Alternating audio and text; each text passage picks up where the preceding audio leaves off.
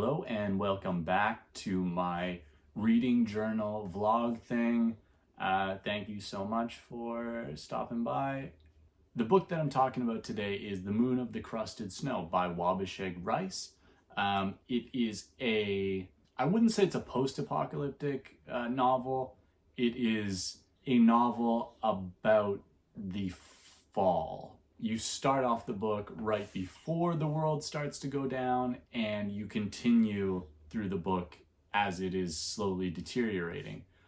The cool thing about this book, though, is that the apocalypse or whatever is happening, you're not taking place in a city. You're actually the book is taking place so far outside of civilization, about a 3-hour drive or so from the nearest small town, that there's very little information flow or connection between what is generally portrayed in apocalyptic novels to like this little settlement. There's no rioting on large scales, there's no shooting, there's no fallout or damage buildings or anything like that. It is truly just a community that no longer is connected to the rest of the world.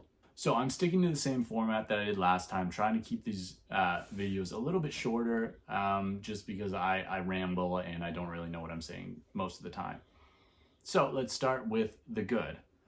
I love the setting. This takes place in Canada, Northern Ontario, a reservation that is cut off from the rest of the world. Like I said, about 3-hour drive from the nearest small town. And that's down like a dirt road that is a new dirt road. It used to be a fly-in, fly-out community. They are new to amenities. There is a new hydro station where they're getting electricity. It used to just be diesel generators that powered small parts of the town.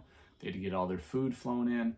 Now they can get a few trucks, every few weeks. They get electricity. There are people alive in the community who aren't actually that old, who remember not having access to a road where they could drive down. They don't remember reliable electricity. They didn't even have cell phone reception. So it's a very recent addition near the hydroelectric dam that somebody put, or a group put in the cell tower. So they only had satellite phones at one point. I love this setting because it's already, and the unfortunate reality is that it's already what a lot of people, especially people living in cities, would consider to be an apocalyptic setting. In fact, a lot of novels, movies, and stuff like that, after people leave the big cities, they go off into the forest and they set up a community like this with, a small wind turbine for a little bit of power, and that's it. So it's really cool to see an apocalyptic novel where you start out like that, and how does a community who's used to living off the grid deal with being cut off from the rest of the world. So the drama and timing of the story were set by the unknown. Because the area is so remote, once they get cut off from power and cell phone communication and that sort of thing, they don't know what's going on with the rest of the world. The power goes out one day and they get no communication whatsoever, which is so different from most apocalyptic novels. You know exactly what's going on. There are news broadcasts that say, oh my God, the nukes are launched, or a meteor is coming, or I don't know, things like that. This one, there's just nothing. They're so remote that sometimes their cell phone service just goes out. So like, oh, well, whatever. And sometimes they lose power for a day and they're like, well, shit happens. There's not this panic from the very beginning, which is really cool. Even when people, there are some kids who go down to the local or the nearest city to go to community college, and when shit starts to go down, they come back to the community. But even they don't know what's going on. At least they don't know specifics. Things just shut off and they didn't get information either, because everybody's so far north that they don't know what's going on in major metropolises or anything like that. They don't have any information as to what happened or when things are going to come back online. They just know that shit went down. And I love that unknown. It can be so much more tense than having all the information. You're always asking, what does this mean? What's going on? it was great. Another thing that I really enjoyed, this book is written by an Indigenous author and is also based on and in an Indigenous community. I really enjoyed the inclusion of the Anishinaabe-Maowan language and different parts of the Ojibwe culture.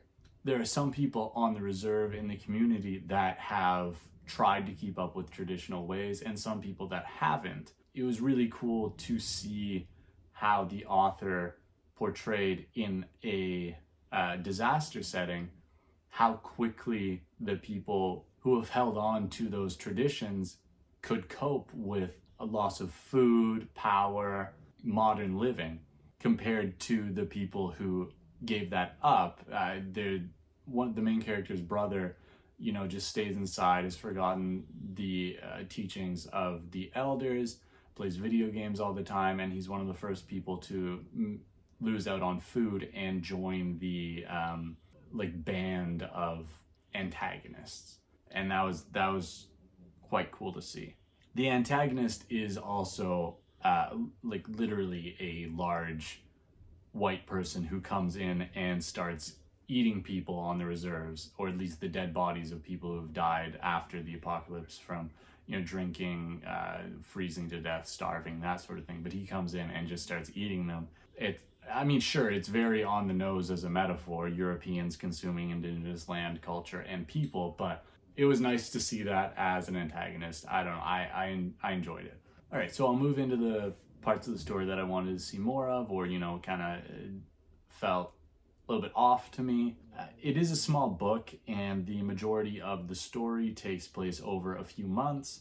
Because of this, some of it can feel a bit rushed. On the other hand, though, it can feel, because the story is broken up into short parts, some of the chapters are only a few pages, it can feel quite pulpy, which if you like short stories, I know that the author did have a short story, collection of short stories published, so I can see maybe some influence from there. But if you like that way of storytelling, it can feel quite punchy. Each chapter is its own story, this little part that could be read on its own and would still, I think, be quite interesting to read. However, as I now have the second book as well as a longer format series, it could feel a little bit jarring to some people reading, especially if you're not used to short stories or Pulp Fiction type stuff. Sometimes the actions of people can feel a little bit unrealistic. There is this scene where the main character and one of the other leaders of the community after the apocalypse get into a fight during almost like a riot for food. Just people start to panic even though there's enough food. But these two characters really like each other, and they were both handing out food. There was no real reason for them to be fighting each other. It just felt a little bit weird, the only cause of this being stress, but they've all dealt with stressful situations before and after in the book and haven't, started punching each other. Could just be a way to show mass panic. It felt, sometimes the characters did a little bit unrealistic things, but as a whole, it was a great book. I really enjoyed this book. In fact, right when I finished it, I think maybe even that day I went out and got maybe the next day, I don't know, can't remember. But I went out and got the sequel to it. I thought it was so fantastic, and I just wanted to keep reading and see where the story went. I rated it a 4 out of 5, and I highly recommend this book if you want to take a look into what an apocalypse would look like in a remote community. It was great. Oh, and thanks for watching.